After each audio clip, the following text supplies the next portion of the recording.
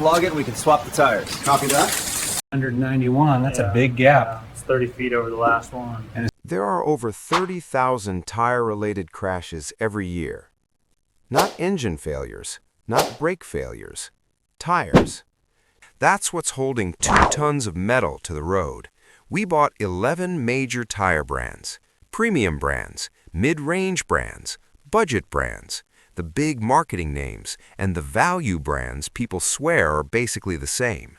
Then we ran over 300 controlled braking events. Same vehicle, same driver, same test surface, same conditions, again and again and again.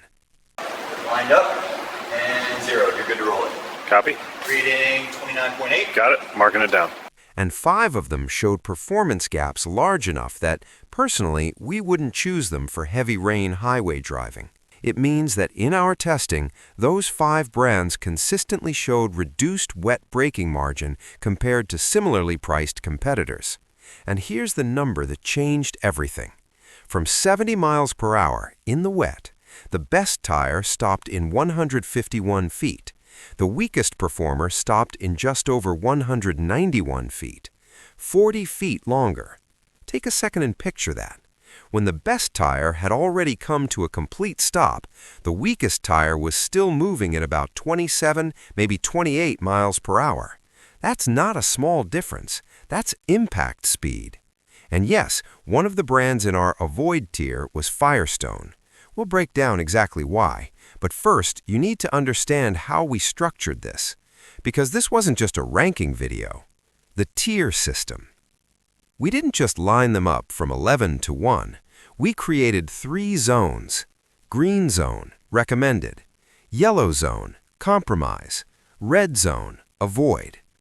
Green means strong wet braking, strong water evacuation, stable emergency control in our testing. Yellow means acceptable overall, but measurable trade-offs in rain. Red means reduced safety margin in wet braking or aquaplaning compared to the rest of the group. 5 brands landed in red, 3 in yellow, 3 in green. Nearly half of the field showed measurable wet performance gaps. That surprised me. I rechecked the braking data multiple times. Honestly, I didn't want to believe one of the results, but the numbers were consistent. Wet braking, this is where it separates. Dry braking differences? Small. Wet braking differences? Not small. We ran repeated 70 to 0 stops on soaked asphalt, ABS engaged, consistent tire temps, multiple runs per brand. The top 3 tires were separated by less than 4 feet. Excellent performance. But the bottom 5? 20 feet longer, 30 feet longer, and one over 40 feet longer. And here's the part that really matters. The weakest performer didn't look bad. Aggressive tread, average season branding, decent warranty. In dry conditions, it felt normal. But in the wet, its stopping distance consistently trailed the leaders. And rain is where safety margin matters most. Wet handling, emergency stability. Braking tells you how fast you stop. Handling tells you what happens when you have to swerve.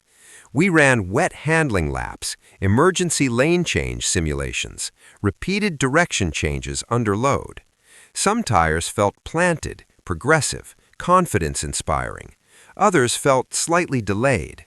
You turn the wheel, the front reacts, the rear settles a fraction of a second later. It's subtle, but at highway speed, that delay matters. 3 of the red zone tires showed earlier grip drop-off under load in our testing.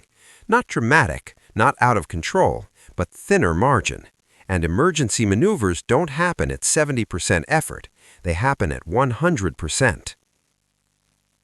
Aquaplaning, where reality shows up. You can't fake water evacuation. We tested straight-line aquaplaning, curved aquaplaning, higher depth standing water. The strongest tire maintained steering feel at higher speeds.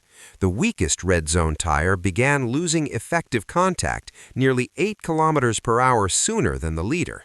The steering goes light, response slows, you start correcting earlier. It's not dramatic, it's subtle, and subtle is what makes it easy to underestimate.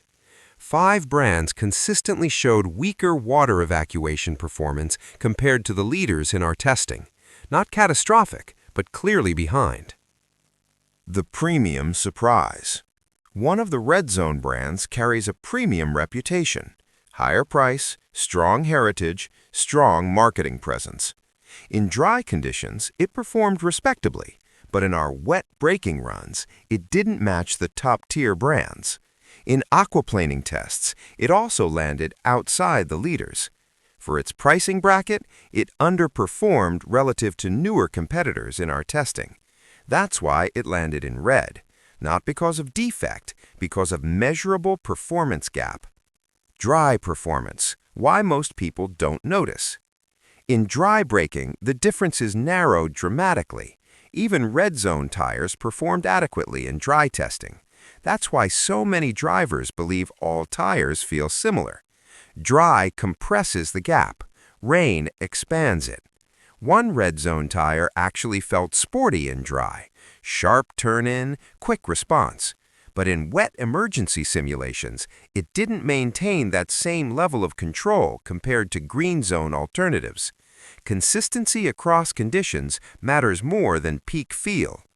Comfort and noise, the twist. Here's something interesting. One Red Zone tire was among the quietest in our testing. Low cabin noise, smooth over broken pavement.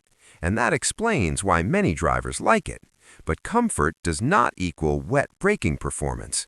When directly compared with green zone leaders, the stopping distance gap was measurable. Balance matters. Rolling resistance, the trade-off. One tire delivered nearly 5% better rolling resistance than the next competitor. For EV drivers, that matters. For long highway commutes, that matters. But here's the real question. Would you trade 25 to 30 additional feet of wet stopping distance for a few percentage points of efficiency? That tire landed in yellow. Efficient, respectable, but not leading in wet braking margin. All right, let's name them. Again, quick reminder, these results reflect our specific tire size, our vehicle, and our controlled test conditions. Got it. Marking it down. Nice, stop. We'll run it again in a minute. Different sizes can vary slightly, but the performance gaps we saw were large and consistent in our testing. So let's move from strongest to weakest. Green Zone, recommended. These are the 3 brands that consistently delivered strong wet braking, strong water evacuation, and stable emergency handling in our testing. No major weaknesses, no thin margins. Michelin, no surprise here. In our testing, Michelin delivered excellent wet braking, very strong aquaplaning resistance, stable emergency handling, strong comfort balance. It wasn't dramatically ahead in every single category, but it was never meaningfully behind, and that consistency is what puts it at the top. If your priority is maximum wet braking margin in unpredictable conditions, Michelin was the benchmark in our testing. Continental. In some wet tests, Continental actually edged out Michelin. It showed the highest straight-line aquaplaning threshold, extremely consistent wet braking runs, and very stable behavior during sudden lane changes. Ride quality was slightly firmer, you feel the road a bit more, but from a braking and water control standpoint, it performed at an elite level in our testing. Pirelli, newest generation model. Important clarification, this applies to the newest generation model we tested. In our testing, it delivered very strong wet handling lap times, the best dry braking performance in the group, balanced steering response under load. It was slightly firmer over sharp impacts, but it maintained strong wet braking performance. That earns it a green placement. Now let's move into the middle. Yellow Zone, compromise tier. These brands were not weak, but in our testing, each showed measurable trade-offs in wet braking or aquaplaning compared to the green zone leaders.